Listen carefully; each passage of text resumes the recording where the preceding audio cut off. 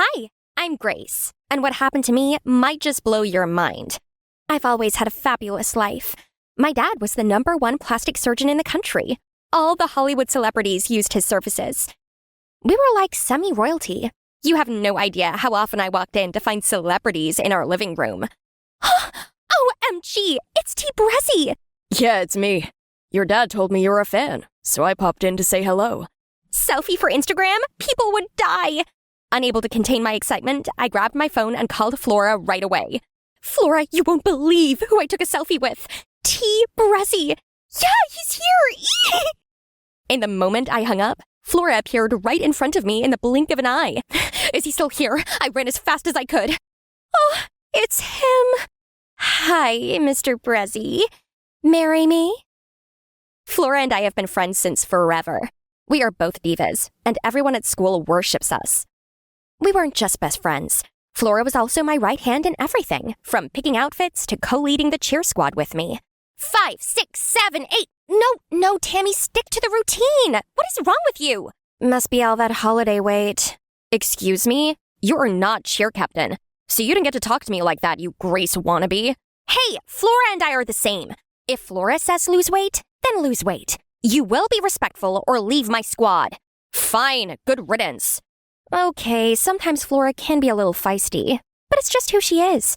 She has a colorful personality. Deep down, she is a lovely soul. Of course, I understood her.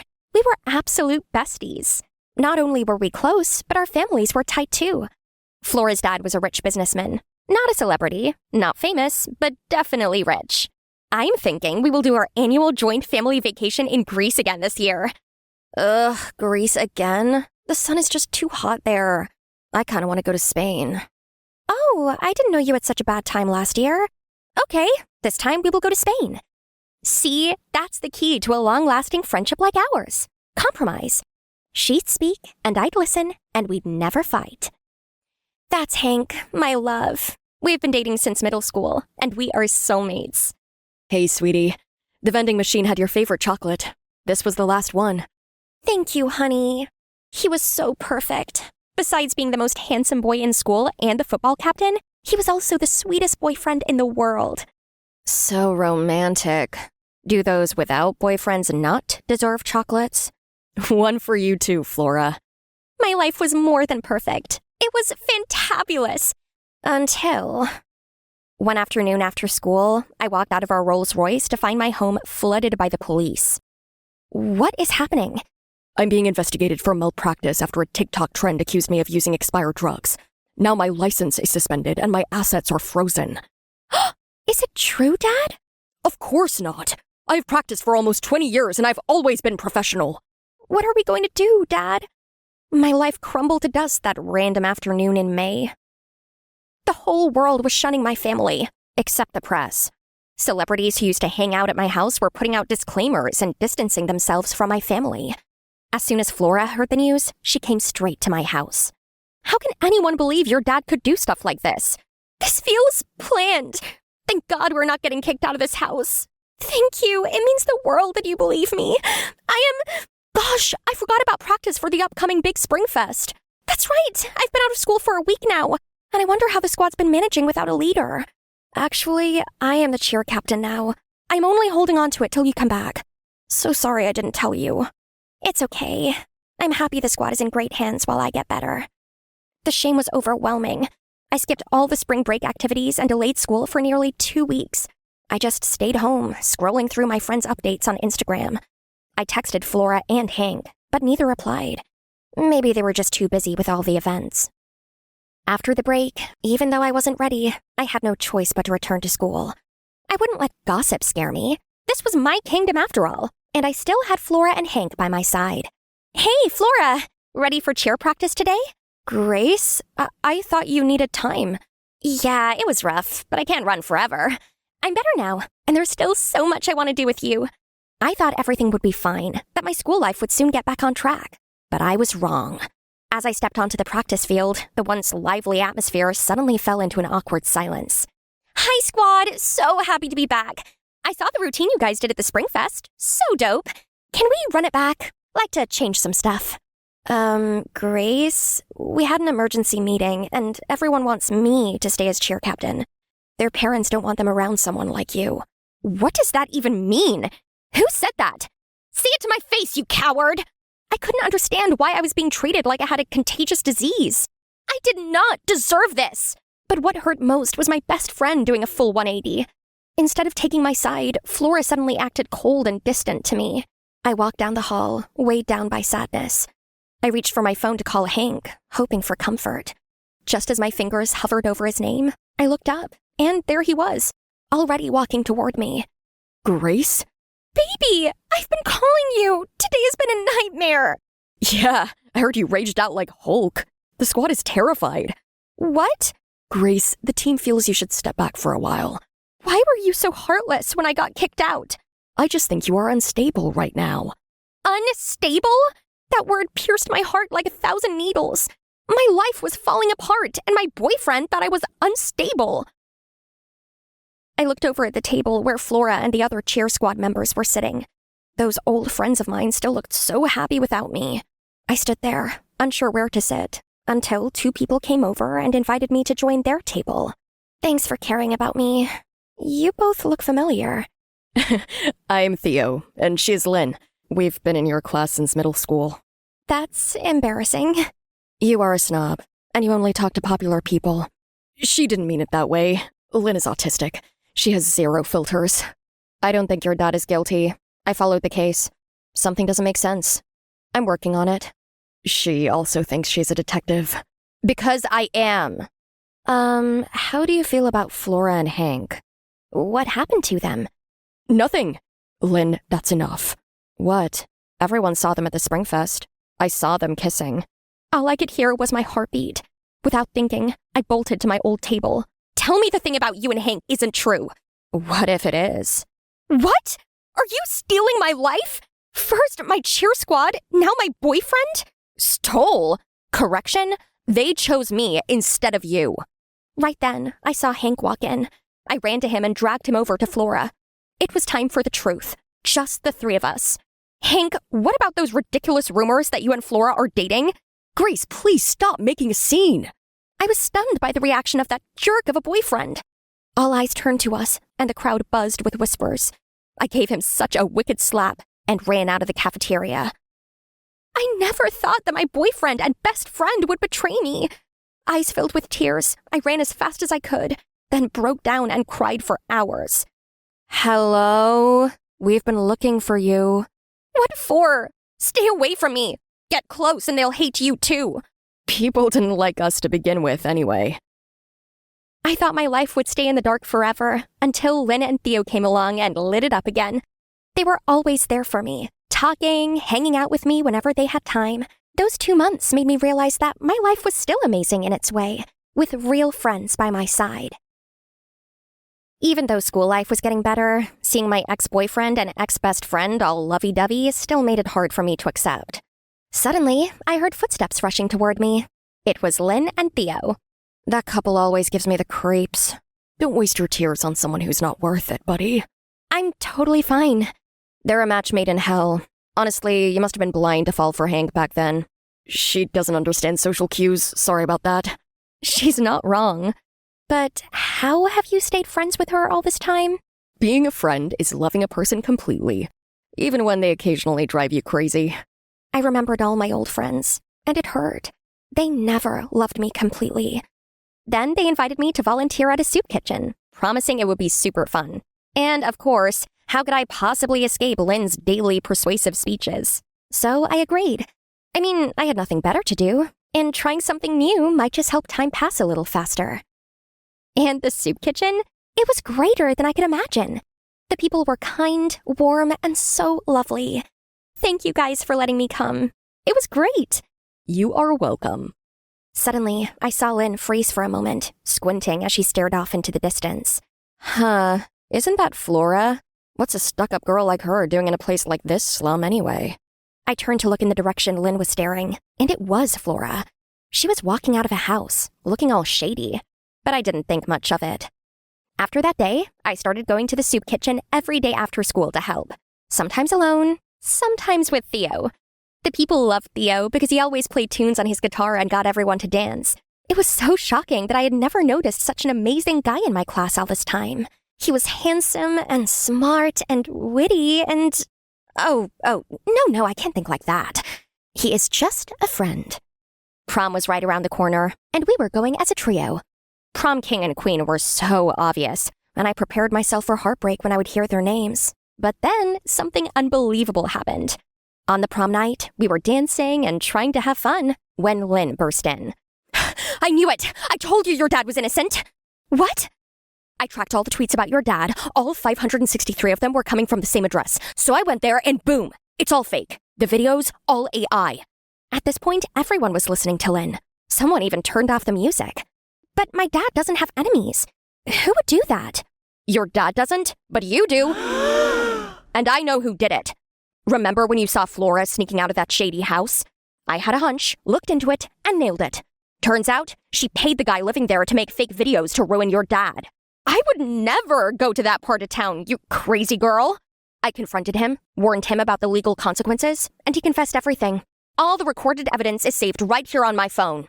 The moment Lynn finished her sentence, Flora lunged forward, trying to snatch the phone from her hand. That only confirmed her involvement in all those awful actions. She used to be my best friend. How could she do this to me? Why? Weren't we friends once? You wish. Don't act like a victim. Perfect Grace gets the best life, the best boyfriend, and celebrities come to her birthday. I just needed to humble you.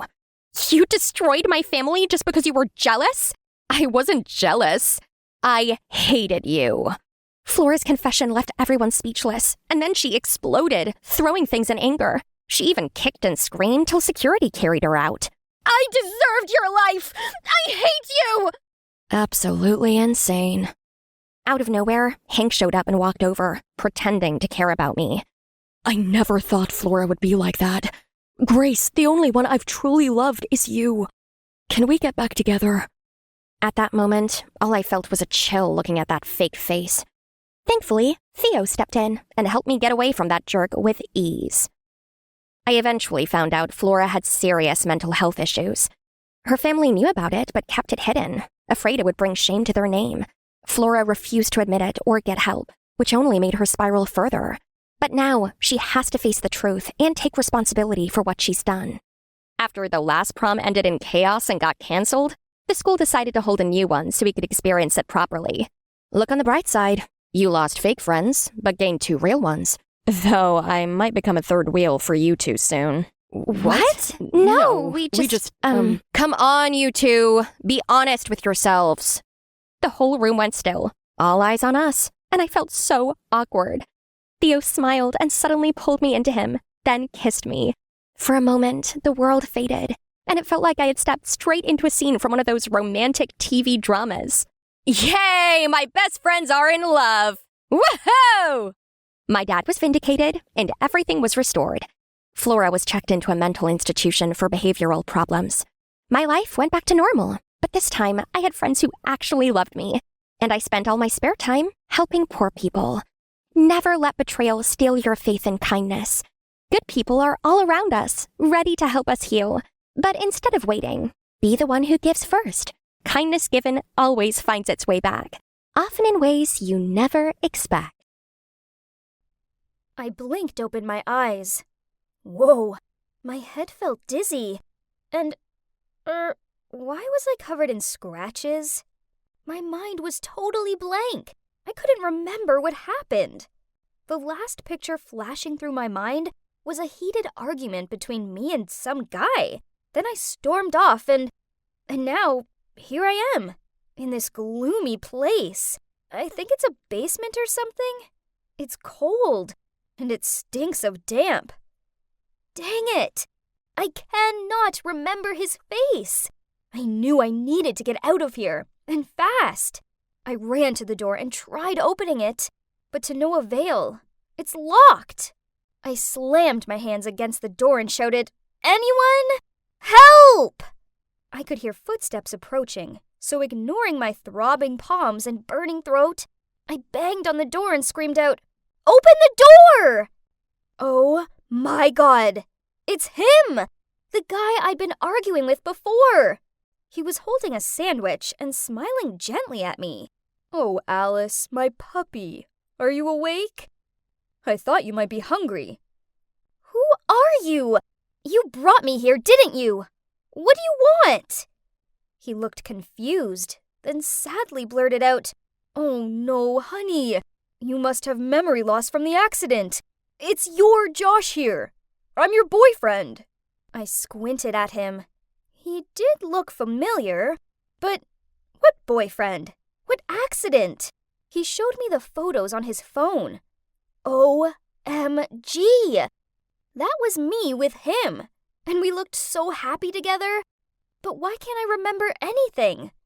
I hit my head with my hands in frustration, while Josh just stood there against the wall staring at me and giggling. So maybe this Josh guy was my boyfriend, but that didn't explain why he'd locked me up in this dungeon. This wasn't a normal boyfriend thing to do. I rushed to the door, but he grabbed me in his arms. "Let me out! You definitely have some wicked intention going on bringing me here." I scowled. "Oh my gosh, Alice, you've been watching too many movies. Do you really not remember anything?" I gave him a clearly not look, then folded my arms. "I guess the accident was pretty intense. We argued, then you insisted on driving while you were drunk, and then caused a fatal accident. Never mind. I think we shouldn't go in too deep about that right now. It must be traumatizing for you. But that's why I decided to bring you here, so the cops wouldn't arrest you." What? Why couldn't I remember such a horrible thing? But looking at all the wounds on my face and body, maybe everything was exactly like what Josh said. No! I have to confess. I stuttered in tears. "Are you crazy? Do you want to go to jail?" But... Alice, no buts. I'm gonna protect you and keep you safe." This was a lot to process, so in a moment of panic, I found myself agreeing to his crazy plan. Josh said this was an emergency bunker back from his grandfather's time. Sure thing. I mean, it sure smelled musty. There's not even a window, just a flickering wall light. It felt like I was in a horror movie. Josh also told me that he'd taken my phone off me, so the cops wouldn't be able to trace it and arrest us both. And that's it. Every morning, noon, and night, Josh would bring me food and talk to me about his day. "Puppy, I'm home." Puppy? Oh, it sounded cute at first, but I soon became allergic to that word. "Hey, puppy, eat this. Puppy this, puppy that. Puppy, puppy, puppy." I was so fed up with the word puppy that at times I actually thought I was nothing more than a pet to him. Then each night, he insisted on rubbing my back so I'd fall asleep more easily. Sounds nice, right? But no, it wasn't. He rubbed it really hard, and when I asked him to stop, he just laughed. Obviously, he wasn't doing it to make me feel better, but regarded it as a pastime. Ugh! And that's not all. A few times, I'd wake up to see him sitting there, staring at me with this gummy grin on his face. Then, when I checked my hair, I saw that he'd tied loads of these dumb little bows in it. "Are you crazy? I'm not a kid!" I grumbled while pulling and throwing all those dumb things out of my head. "But puppy, they look so cute. Tom always liked them." I glared at him. Didn't bother saying anything anymore. Oh, and FYI, yes, Tom's his old dog's name. Okay, so I didn't need a genius to figure out that something was seriously up with this guy's head. But then, things got weirder. One time, he brought down food for us to eat together. It was fried chicken, and as soon as I smelt it, my eyes sparkled. I was about to take a piece when suddenly he pulled the plate away and took a big bite. I didn't even have time to react. Then he handed me the chicken thigh bone he hadn't finished yet. "Help me with the rest, puppy. This part is too hard to gnaw." I rolled my eyes at him and flushed up with anger. Seeing my reaction, he said, "What's wrong, puppy? Tom always loved the leftovers." "Are you crazy? I screamed. Yo, I'm kidding. Don't you know how to take a joke? He grinned. Kidding? What kind of kidding is that? I've had enough of this. This place was driving me insane. I could hardly sleep at all because I couldn't even distinguish between day and night. Then, when I did close my eyes, I found myself tormented by the serious crime I'd committed. Josh was trying to save me, yes, but I didn't ask him to do that. I couldn't live like this. I needed to face the truth. I had to turn myself in. The next morning, when Josh brought me breakfast, I told him what I wanted to do. Expectedly, he got mad and glared at me. Alice, why do you want to go to jail so badly? I can't stay here forever. I have to face up to what I've done. But it's so peaceful here with me. Peaceful? Was he being serious? It sure didn't feel peaceful. Instead, I felt like I was playing the role of his pet. I lurched forward, but Josh immediately grabbed me so I couldn't move. I tried squirming my way free, but he was a strong guy. Suddenly, he covered my nose with a handkerchief and my eyes closed.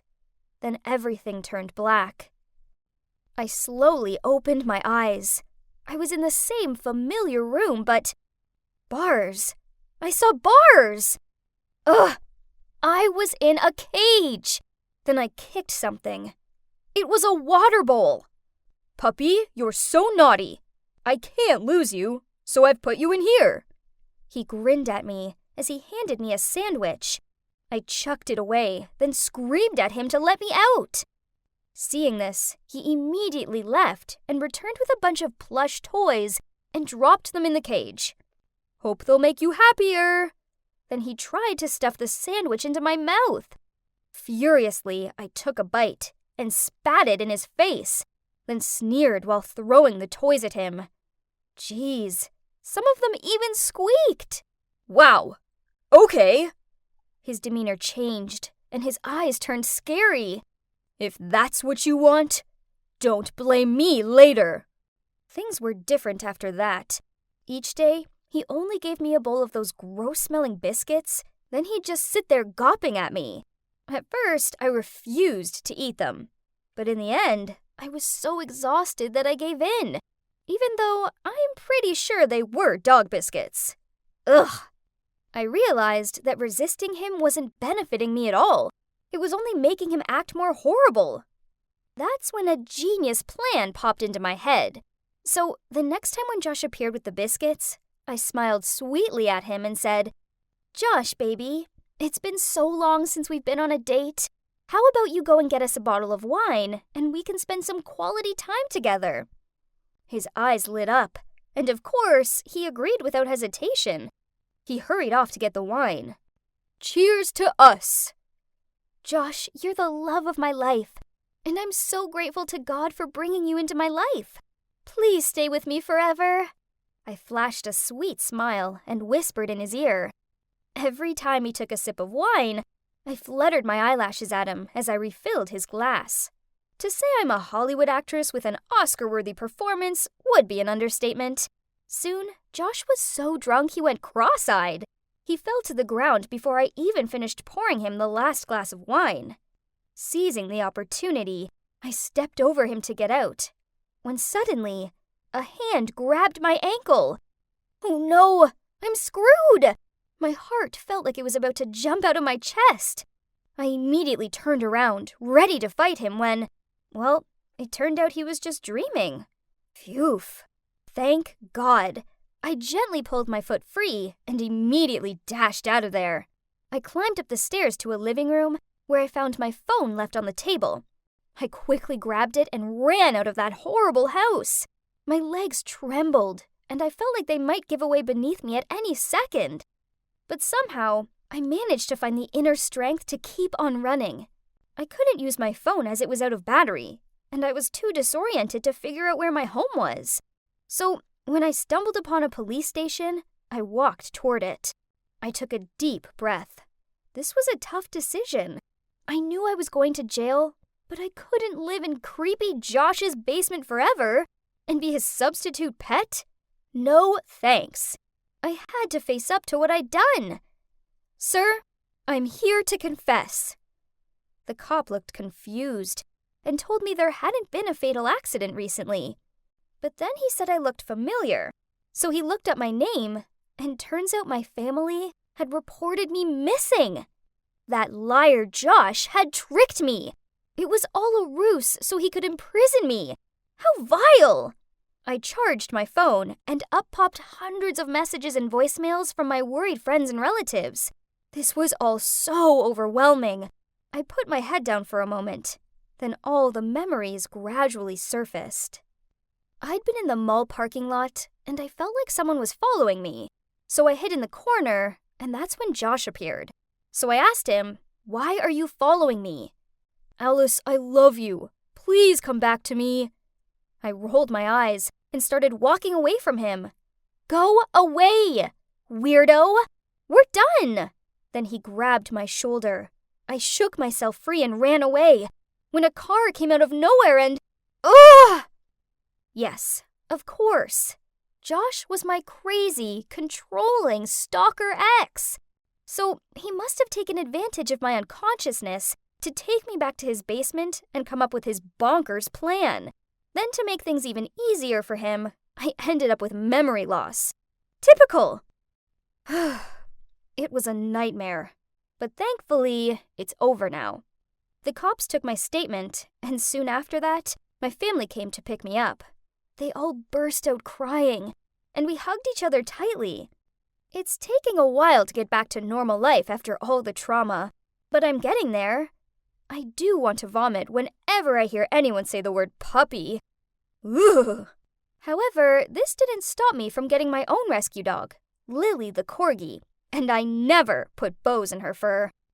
As for Josh, well, he was convicted for false imprisonment and has to stay in jail for 4 years. Who's in the cage now? Serves you right. I'm so excited, as it's my graduation ceremony tomorrow. Eek! And today, I'm on my way to the airport to pick my mom up. I can't wait to see her, but, well, it's complicated.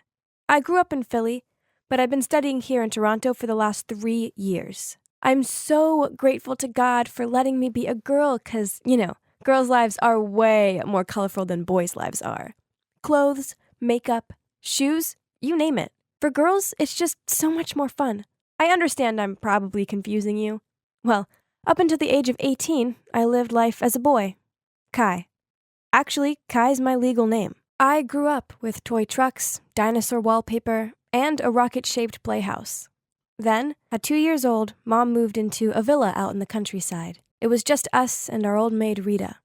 Meanwhile, my father and grandparents stayed in the city and ran the family company together. Back then, all I knew was my family was rich and successful, but I didn't think much about it. Hey, I was just a kid. All I cared about was getting to choose what color tumbler I had my juice in. Mom always said we moved away because of her migraines, which worsened in hectic surroundings. Nonsense. She just wanted to keep me away from the family so they wouldn't figure out I was actually a girl. Crazy, huh? So I must have known I was a girl, right? The thing is, when you're little, you pretty much believe everything your mom tells you. So when she said I was a boy, then I had no reason to think otherwise. Still, I was drawn to girly things like a magpie was to anything shiny. For instance, I tried putting my mom's sparkly hair clips in my short hair, but Mom caught me, took them out, and told me they weren't for boys. Another time, when I was at a playdate at this boy's house, I peered into his sister's room and saw all of the Barbies and dolls. Mesmerized, I took one and started playing with it, but then I heard him laughing at me, and he teased me that I was a boy and I shouldn't like gross things like dollies. I didn't like being teased, so after that, I tried to keep my liking for girly stuff to myself. I pretended to like action figures, aliens, and cars, but to be honest, I didn't care much for them at all. But the older I got, the harder it was for my mom to keep up the lie. The trickiest part being the school restrooms. To hide the secret, Mom told me the bathrooms at school were dirty, and if I used them, I'd end up with scaly green skin. So every day on the break, Rita would come and take me home to go to the toilet. At first, people at school thought this was weird, but then I guess they just put it down to odd things that rich people do. The other boys annoyed me. I didn't want to play football or run around the playground pretending to be a gladiator. Instead, I wanted to hula hoop with the girls and plait the manes of their toy ponies. So I did just that.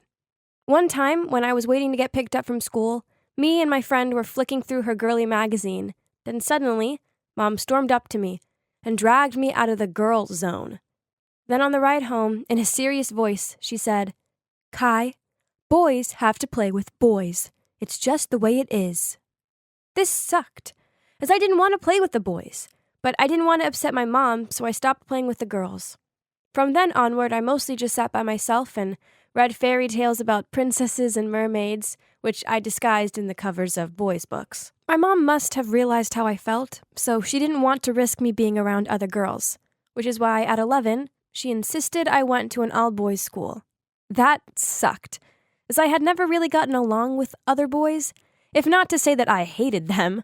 But then, during lunch on my first day at the new school, this boy called Kevin sat down next to me and passed me half of his candy bar. We became best friends after that, and even built a den together in the nearby woods. Hanging out with him were my happiest days, as in those moments I just felt free. Then one day during a biology class, the teacher passed us sheets with diagrams of boys' bodies. My body didn't look like that. Was there something wrong with me? Confused, I decided to confide in Kevin about this. He was also a boy, so he could help me, right? I held up the sheet and whispered to him, my body is different to this. Before Kevin even had a chance to answer, one of the other boys shouted out, "Kai's different from us, let's go check it out." Then, to my horror, some of them lifted me and started carrying me toward the bathroom. I was screaming at the top of my voice. Luckily, the teacher ran out into the hallway after me and demanded the boys put me down at once. My mom rushed to school ASAP to take me home, as she received a call from my teacher about the incident. She tried cheering me up with ice cream, but it didn't work. I was so upset and confused. "Mom, why am I different from other boys?" She gave a wounded look, sighed, then in a quiet voice said, "Before I tell you the truth, I need you to understand that I love you, Kai, and everything I do is to protect you." She hugged me close to her, then continued, "I was so desperate for a child, but after years of trying, it felt like it wasn't meant to be. Then I found out that your dad cheated on me with another woman, and she was pregnant with a boy." I stared at Mom with wide eyes, patiently waiting to hear what came next, because so far, nothing made sense. This was hard to bear, but just when I thought my heart would break, well, I fell pregnant with you. You have to understand, your father and grandparents have very old-fashioned mindsets on the company and having a male heir to inherit it. So, even though his mistress ended up having a baby girl, and your father agreed to fund them both only if they moved to Miami, I knew you'd never be respected in your father's eyes, not as a girl. That mistress of his would make sure their daughter came back and got everything over you. I just couldn't let that happen. So I lied to everyone that you were a boy. I know you're probably angry with me, and I don't blame you. But you can't tell your father the truth. You can't tell anyone the truth. Wow. So, I was a girl? Now everything started to fall into place. This explained a lot. But of course I was furious. I'd been forced to live a lie just to please my mom. It took a few days before I began to calm down and be more understanding. I guess things must have been really hard for her too. Also, I was kind of relieved I was actually a girl, as deep down I'd always felt a desire to wear pretty dresses and play with dolls. I told Mom this and said I loved being a girl, so she made a compromise with me. I'd continue living as Kai until I was 18, and then I would go and study abroad, as the girl I'd always dreamed of being.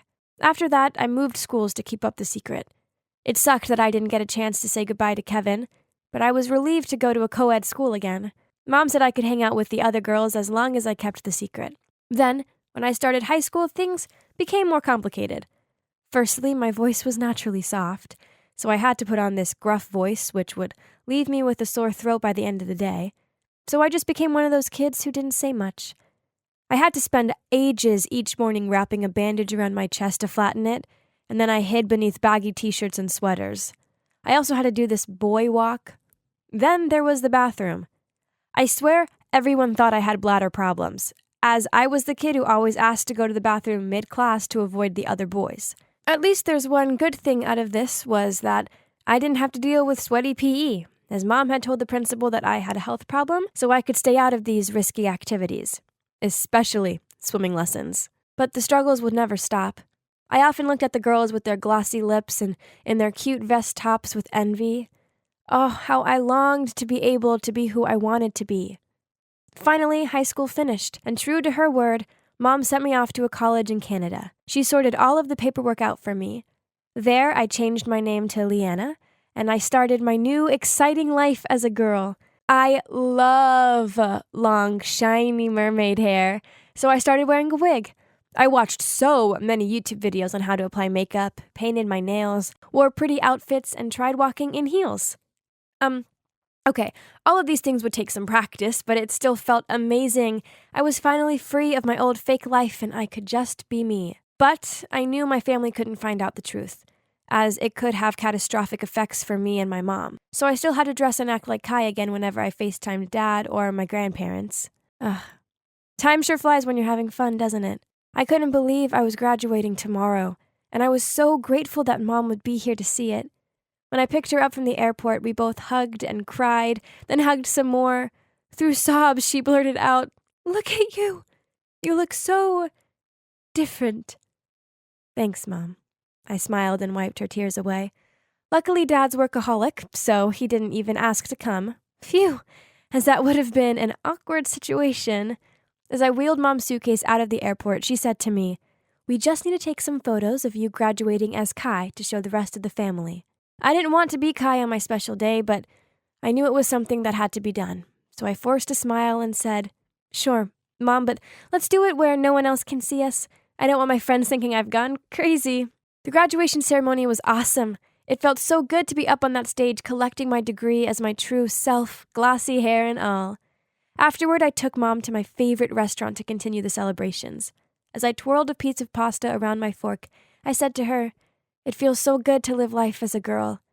I was thinking, I want to go back to Philadelphia and tell everyone the truth about who I am. My mom's face dropped, and then she said something totally unexpected. "You might think it's impossible to be two people at once. Yeah, I'm Liana, but I'm also Kai. Confused? Then I suggest you check out part 1 of my story. In short, my mom fooled everyone, including me, into thinking I'm a boy when actually I'm a girl, so my traditional-minded family wouldn't be lured into giving away my inheritance." Back in the restaurant, and I'd just shown my mom how I wanted to go back to Philly and tell my family the truth.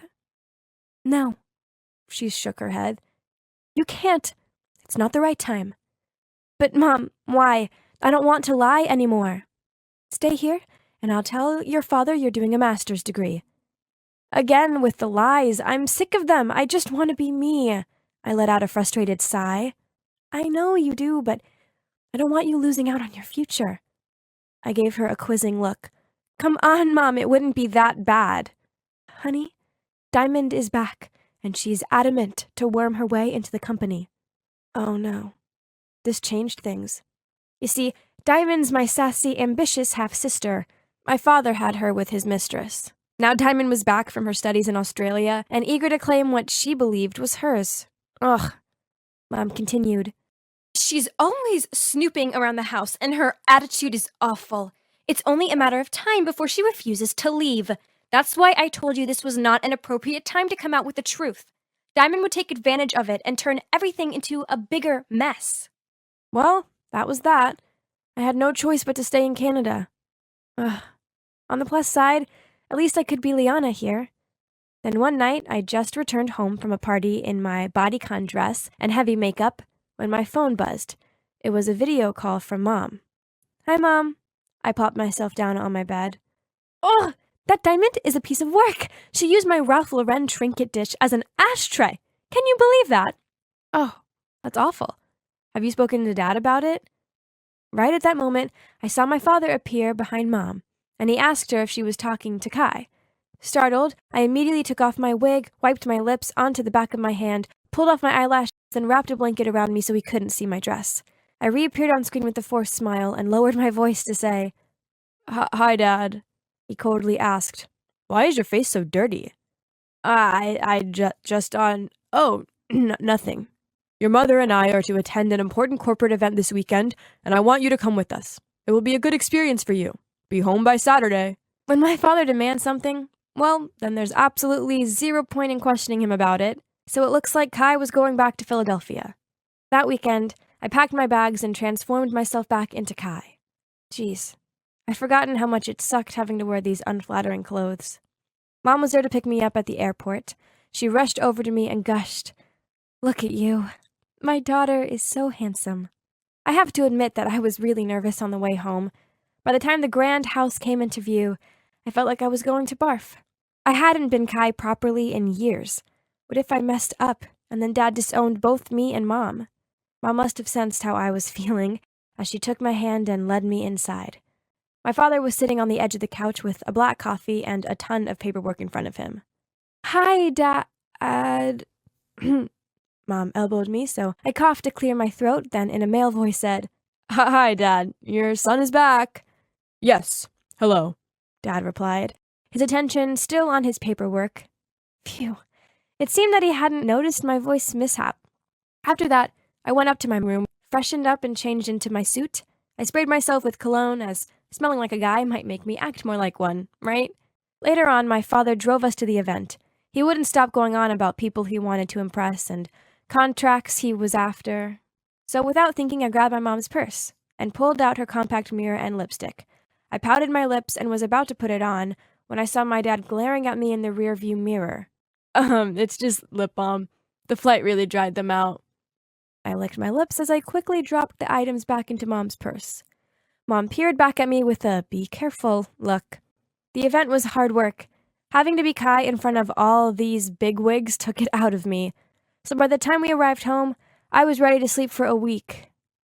"Daddy, I'm so glad you're back. How was your event?" A girl suddenly rushed out of nowhere and wrapped her arms around my father. "Oh, hi, Mrs. Wilson. And you must be my half-brother, Kai." "Hi," she smirked. This was Diamond, my unruly half-sister. Mom and I both muttered back hellos, but Dad seemed oblivious to the tension between us all. "It was rather successful. I believe the Woodward contract will be mine very shortly. Well, seeing as you're here, you must stay for dinner." After dinner, Mom and I went to the kitchen to bring out the desserts, leaving Dad and Diamond alone. But as we headed back to the dining room, we heard Diamond say, "Please let me be your assistant. I want to learn more about the family company. Besides, I'm far more business-minded than Kai, so I don't see why I can't be the director one day." Hearing this, Mom cleared her voice. Diamond then startled and turned around to see Mom holding up a plate with a smile. "Anyone for fruit?" The next day, Mom asked me to go on a walk with her around the garden. Through gritted teeth, she said, "You heard what that devil Diamond said to your father. She's after your position in the company. We can't let her get away with this." Oh no. What did my mother have planned now? I didn't want to play games, I just wanted to be Liana. She continued, "You'll have to come back home at once and work in the company. As Kai, of course." "No way," I yelled. "I've followed your selfish rules for 20 years. This is my time now. I'm not doing this." I started to walk away, but Mom pulled on my arm. "Darling, I know." She let out a thoughtful sigh. "But if you tell the truth now, then your father might disown us, which will allow Diamond to wriggle her way to what is rightfully yours. We can't let this happen. It's unacceptable." I shook free of Mom's grip and stormed off. This time she didn't try to stop me. I needed time to think this all through. I didn't want to be Kai anymore, but I also didn't want us to lose everything. I really hate doing this, but I guess it's not totally unreasonable of Mom having to pull out these desperate measures. I found my mother in the conservatory, staring thoughtfully out of the window. On seeing me, she smiled. "Oh, Kai, Mom, I'm sorry. I've been childish. I know you only want the best for me." Mom took my hand and replied, "No. I'm the one who's been asking too much of you. I've been thinking, and perhaps there's a way in which you can be both Kai and Liana." I gave her a questioning look, and she continued, "It's bonkers, of course, but it might just work." She chuckled. "Kai should get engaged to Liana." What? My mother wanted me to get engaged to myself? But then thinking about it, My mother was an expert at bringing her crazy ideas into fruition. Besides, what did I have to lose? Well, besides my entire family and inheritance. So the next day, while I was having dinner with my parents and grandparents, I stood up and announced, "I have something to tell you all. I have a fiancée, Liana. She's smart, beautiful, well-educated, and you're all going to love her. We plan to marry as soon as I finish my master's degree." Then I passed around my phone with a Liana picture on it. My grandparents seemed thrilled, and my grandpa said, "Ah, yes, it's about time our beloved grandson found himself a wife." I held my breath as the picture reached my father, and he peered down at it with scrutinizing eyes. He looked up at me, and for a horrible moment I thought he'd figured out the truth. But then he said, Good. So, when will we meet this Liana?" "Soon. She's just finishing her courses. She's coming over next week. But I still had some paperwork going on at school, so Liana will visit you guys first, and I'll fly home later. That's how excited she is to meet you all." I can't wait, dear. She seems like a lovely young lady." My grandma looked genuinely happy. Then I continued, "Yes, Nanny, she is. And in fact," I turned to Dad, "Liana is looking for an internship. It would be nice if she could get a spot in our company, as she'll have to learn about our family's business sooner or later. Right, Dad?" He seemed pleased as he replied, "Very well. Just bring her over." So Mom's latest crazy plan seemed to be working. After my announcement, I stayed home for a few more days as Kai. Then I flew back to Canada, packed my things, and flew back as Liana. Phew, this was exhausting. Walking into the house with all eyes on me was terrifying, but everyone rushed over and greeted me. Even Diamond. Mom linked arms with me. "Darling, our house has plenty of guest rooms. You gotta stay here, I insist. We all are family now, aren't we? Please, make yourself at home." Smiling, I replied, "Thank you, Mrs. Wilson, that would be lovely." Suddenly Diamond interrupted, "Oh, seeing as this house has that many spare rooms, why can't I have one?" Mom looked flustered, then reluctantly replied, Sure, Diamond. I have never said that you couldn't. Just pick one." This was not part of the plan, but fine. I ain't scared of her. Mom then led me to my room and kept reminding me to be extra careful now that Diamond was around 24/7. On one occasion, I was reading by the window in our home library when Diamond waltzed in and yanked the book off me. "Oh, I get it. You're only marrying that half-brother of mine for the first edition books." She winked. I took the book back off her, then politely replied, "Yes, I'll marry whoever I need to if it means getting this 8th edition book published in 2017. Oh, the glamour. Hilarious. She just sneered and walked away to hide the humiliation.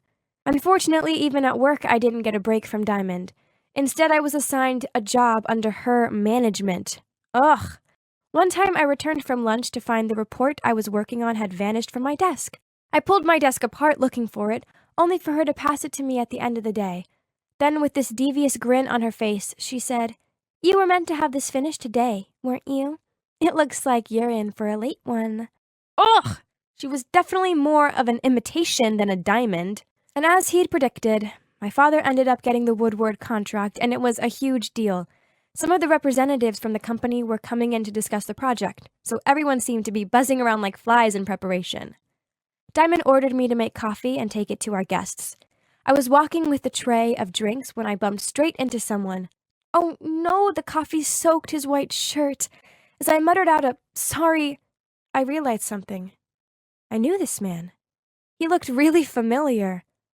It was Kevin, my old school friend. He'd changed so much, but it was definitely him. I'd recognize him anywhere. But he didn't seem to recognize me, which I guess wasn't surprising seeing as I was dressed as a girl. I wonder what he was doing here. Oh no, I'd just covered my childhood friend Kevin in coffee, but I'm currently Liana, so he didn't recognize me, as he only knew me as Kai. Confused? Then you should check out parts 1 and 2 first. I frantically apologized to Kevin while looking around for some napkins to soak the coffee up. "It's fine," he smiled. I smiled back at him. Yep, he was the same kind, sweet Kevin. Suddenly I heard Diamond's voice. "Liana, what have you done?" Then she appeared next to Kevin and gently touched his arm. I apologize. She's new. It's okay. It was my fault anyway. I wasn't looking where I was going. That's just typical of you, always taking the blame. She gave him this starry-eyed look. Oh, so you two already know each other? I thought out loud. Yes, Kevin and I went to college together in Oz. I introduced him to Father for this project, as I believe he'll be an asset to it. Now, run along and make some fresh coffees. Diamond gave me a stare. As I went off to make coffees, again, I wondered about Diamond. Did she like Kevin? Oh, no. That manipulative girl doesn't deserve such a sweet guy like him. Later that day, we had a meeting where my dad introduced Kevin as the leader of the project. Kevin then thanked him and started talking about his visions for this project. And it was so obvious how all the girls in the room couldn't take their eyes off him, including Diamond. Ugh. The next day after work, I followed Kevin out to the parking lot and shouted his name. When he turned and saw me, he smiled, and I instantly felt warm inside. I have something for you, as an apology for ruining your last one. I passed him a new shirt. I hope I guessed your size right. Thanks, you really didn't have to do this. He looked flattered as he took it from me. Yep, you have the size spot on. Impressive. His comment caused me to smile to myself. Living as a boy for years at least gave me a perk of understanding their sizes. I waved him goodbye and started to walk off, but he shouted, Wait, is there any chance I could have your number? You bet. I was blushing so hard by then. And after that, we started messaging each other, and every time my phone buzzed with his name, I found myself doing this gummy smile. Unfortunately, I couldn't stay in my love bubble with Kevin forever. Instead, I had to spend my days being bossed around by Diamond. Ugh. Once, she was ordering me to revise a report I'd already redone twice. Suddenly, Kevin walked over, picked up the report, and said, Oh, this one. You've done a good job with it, Liana. No need to change anything. Diamond looked furious at being undermined, and I couldn't hide my smug look. Take that, little Miss Bossy. After she left, I thanked him for helping me out. It's fine. Hey, don't take much notice of Diamond. She's just intent on impressing her father. If she causes you any more problems, just come find me, okay? Oh, what a sweet guy he was. But one afternoon, I walked into the office kitchen to make myself a drink and saw Diamond and Kevin having a serious chat. On seeing me, Diamond said to him, I'm sorry, Kevin. You needed to know the truth. Then she gave me a snooty look as she passed me. I wonder what that was about. I was going to ask him, but before I could, he just left without so much as a glance in my direction. Okay, that was weird, but maybe he was just busy, right? That evening, I messaged Kevin and asked him if he wanted to go for a jog in the park. He agreed, but when he showed up, he could barely meet my eye. Kevin, what's wrong? He was silent for a moment, then shouted, Why? Why did you lie to me? Diamond told me how you're engaged to Kai. Why did you lead me on? I sputtered out, but he just tutted, then walked off. I stood there speechless and wondering how I was going to get out of this mess. If this wasn't bad enough, as I was on my way home, my phone buzzed. It was a message from Diamond. Leave the house and the company by tomorrow, else I'm telling Kai the truth. Of course, I just ghosted her dumb message, and true to her word, the next day, my Kai phone went off. It was Diamond telling me how Liana was cheating on me. It was crystal clear she wasn't going to drop this. Some days later, my father asked me to go to dinner with him, so he could get to know me better before I married his son. I thought this was sweet of him, so I agreed. Besides, this was a great opportunity to test the water, figuring out if he's ready for the truth yet. We had some small talk over the appetizer. Then suddenly, Dad put down his fork and asked me, How is Kai? It's such a shame to admit, but we've grown distant over the years, and it was all my fault. I know I haven't always been the best father. He trailed off. Kai's good, I replied. I guess it was now or never to say what I wanted to. Actually, he's really happy in Canada. And, well, he has these big dreams of becoming an architect. Oh, I didn't know that. He lowered his head. I just thought he'd want to inherit the company one day. His heart isn't in it. He's so afraid of telling you as he doesn't want to disappoint you. He was silent, and I worried he was going to yell at me, only he didn't. Instead, gave a thoughtful sigh, then replied, Very well. I respect Kai's decision, and I will support him on whichever path he chooses. This was totally unexpected from him. I was so overwhelmed, I left my seat to hug him, and I told him I'd pass the words to Kai. Now I finally knew how much Dad loved Kai, which means he loved me too, right? I just needed to find a good time to tell him the truth. The next day, on my way home from work, I received a frantic phone call from Mom. Turns out Diamond had told everyone in the family that I'd cheated on Kai. As I was trying to figure out what to do next, Dad messaged my Liana phone and demanded I come home at once. On the way home, I thought about what I was going to say to him. Geez, this was terrifying. If it went wrong, Mom and I could end up disowned. I knocked on his study, and in a serious tone, he said, "Come in." Then on seeing me, he continued, "Liana, Diamond seems adamant you are liaising with Kevin behind my son's back. Please explain yourself." I took a deep breath, then blurted out, "The thing is, I'm not cheating on Kai because, well, I am Kai." Then in Kai's voice, I continued, while slowly took off my wig. "I was never actually a boy. Instead, I'm a girl, but Mom didn't want me losing out to Diamond, so she made me pretend to be a boy." He was so shocked. He leaned back in his chair and almost tumbled backward. I explained to him why Mom and I did what we did. It was such a relief, finally having that weight off my shoulders. I knew Dad needed some time to digest this avalanche of information, so I put my wig back on and went to find Mom. She was pacing her bedroom in anxiety. "I've told you to be extra careful around Diamond. Now how are we possibly meant to carry out this plan?" "Don't worry, Mom. I had found a way to resolve this mess." I comforted her, but didn't let her know that I'd told Dad the truth yet, as that would just make her even more anxious. The next few days, Dad still acted normal, as if nothing had happened. And when I walked into the dining room for dinner, I saw Diamond's face drop. She clearly thought Dad would have chucked me out by now. She slammed her fist on the table and yelled at Dad, "Why's she still here?" Ignoring her, he asked Grandpa to pass him the gravy. This only angered Diamond further, and she pointed at me and screamed, "She cheated on Kai! Kick her out of this house!" I put down my cutlery, calmly stood up, and in a confident voice I said, "In fact, I am Kai." It was worth doing just for everyone's reaction. My mom turned white. Diamond was dumbfounded while my grandparents clung onto the table in shock. After I'd explained it all to them in more detail, Diamond was the first to respond. "So you and your mother lied to everyone? This is unacceptable. Get out of this house." Poor Mom looked so ashamed. She couldn't meet Dad's eye as she mumbled out, "Don't blame Liana. She was just a child. It's my fault." Then she pulled my arm and whispered to me that we should leave. Diamond sneered, "Those liars. You deserve that." "Will you please be quiet? Else I advise you to just leave." Dad gave Diamond a stern look. This shocked her, and she sat back down in silence. "I've made a lot of mistakes over the years, and because of them I have many regrets. I was selfish and unkind." He looked at Mom. "It pains me to know that you felt as though I left you with no choice but to lie to me. I love you, but I know how I treated you was cruel. I was so desperate for a child that I sought comfort in someone else. I know I wasn't there for you and Kai, Liana, when you needed me. Now, if you'll let me, I want to make amends." Diamond jumped up to her feet so fast that the whole table wobbled. She screamed out, "This is nonsense!" and stormed off. So, that sure was eventful.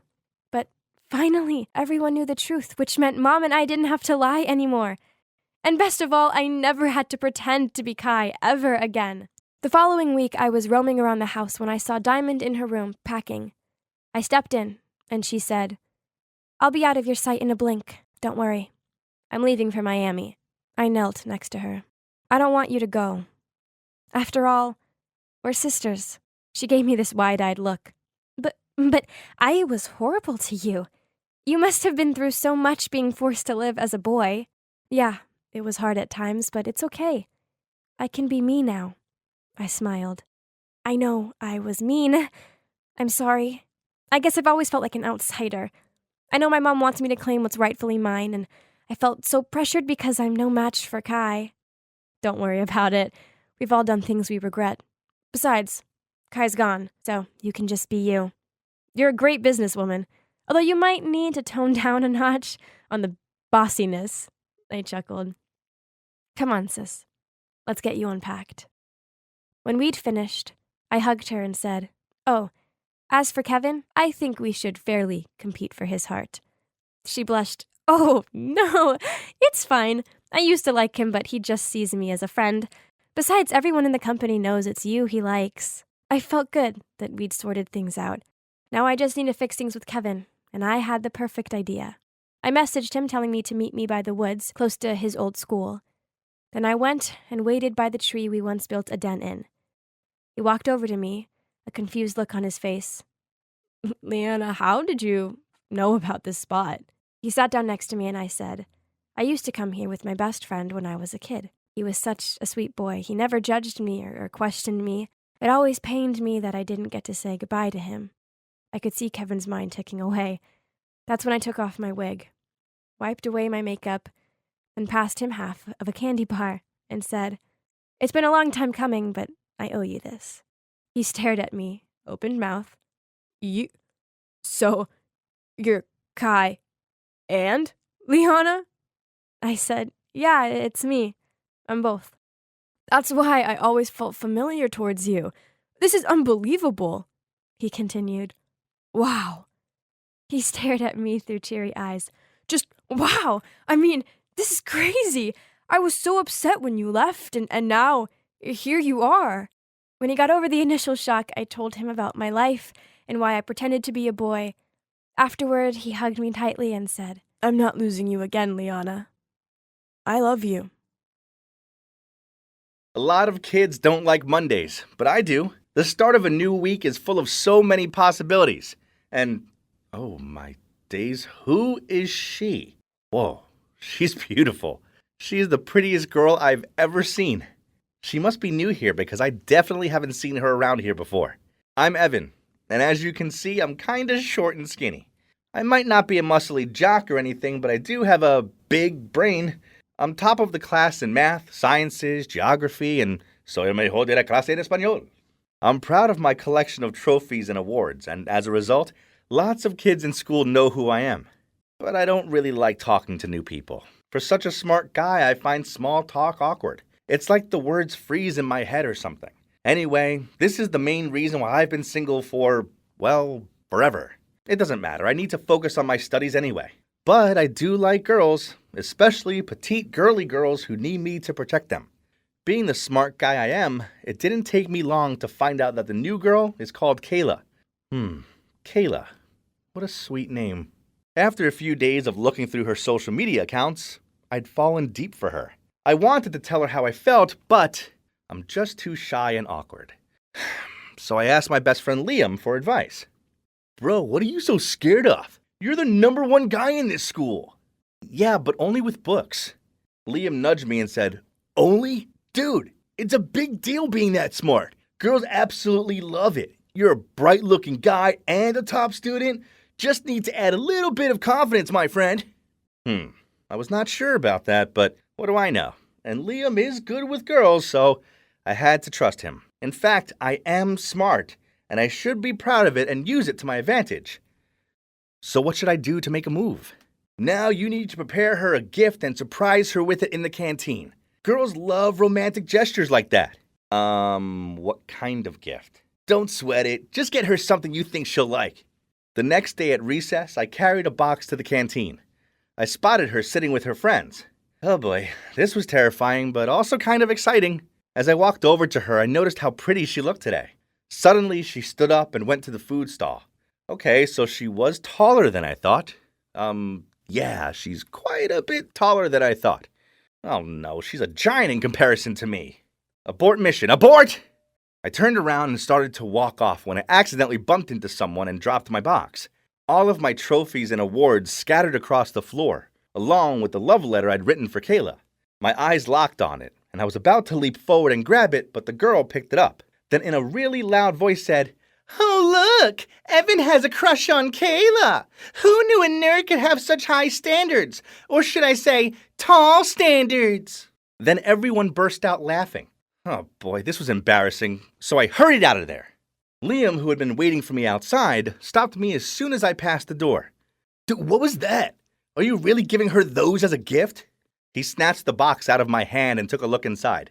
Well, you said to get her what she liked. And you also said girls like smart guys, so Don't these show off enough of my charm? No, not like that.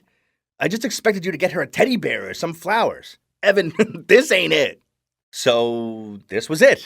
My life was over. I'll be a laughingstock forever. I'll have to convince my parents to let me move schools. No, to let me move planets. Huh? It's from Kayla. What? She says she likes me too. Is this thing broken or something? Wow.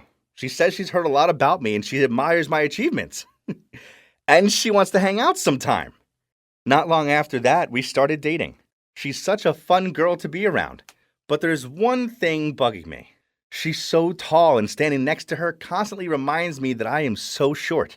It never really bothered me before, but it does when I'm around her. People have always said I'm small-framed, but being next to her makes me feel like I'm a hobbit or something. I decided to bulk up, so I started going to the gym, but it was so hot and sweaty in there, it made me feel sick, so I gave up. I was born this way anyway. There's nothing I can do about it. Meanwhile, Kayla didn't seem to bother that I was smaller than her, and being seen in public with me didn't faze her at all. But I don't know, I just didn't feel comfortable. So after class, when she was waiting for me by the door to go to lunch together, I muttered out some excuse about needing the library, and I'd meet her there in a bit. I know it sounds bad, but I didn't want to hang out with her at school, as I didn't want the other kids gawping at us and making fun of our height difference. I've been in here all lunchtime. I don't want to see Kayla. Oh no, there she is. Phew, she's gone. Oh, why do they put these things so high up? Here, let me. I turned to see it was Kayla. Then she easily grabbed the book and passed it to me. Startled, I peered around to check no one had seen this, and spotted two girls giggling and whispering to each other. This was so humiliating. It was bad enough that Kayla was bigger than me, but she was a sporty girl, so she was also stronger than me. One lunchtime I was struggling to open my bottle of Coke. Suddenly, Kayla appeared, grabbed it off me, and even though I muttered out I wanted to do it, she ignored me and opened it with ease. Then, one night while I was studying, Liam texted me telling me to go check my Insta. There was a picture of me sitting on Kayla's lap in the school garden. What? And then beneath it were loads of comments such as, "Whoa, little baby Evan with She-Hulk Kayla." And one of my friends even said, "Clearly Evan's the wife and Kayla's the husband." No, this couldn't be happening. That afternoon in the school garden, I'd asked Kayla to check my back for an insect bite. But before I could stop her, she'd pulled me onto her lap to check. But some jerk had taken a photo and posted it online saying, "Little Evan is sitting on the lap of his Hulk girlfriend." I was furious, especially with my friend's comment. I mentioned it to Kayla, but she just shrugged and told me they were only messing about and it was no big deal. After that, I didn't want to be around Kayla so much. She just made me feel so small, and I hated being laughed at by the other kids. A few days later, I was running in PE class when I tripped over my own feet and fell so hard onto the ground that I almost fainted.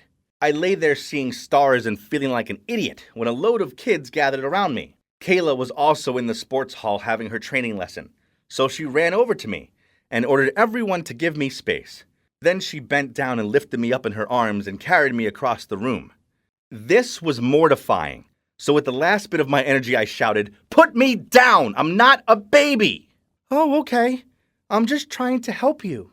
"I don't need your help. It's embarrassing. It's like you're the man in our relationship. You make me feel inferior." Everyone was gawping at us and whispering. Then Kayla put me down and walked off in silence. She looked upset, and I felt kinda bad. That night, Kayla messaged me asking to meet me in the park.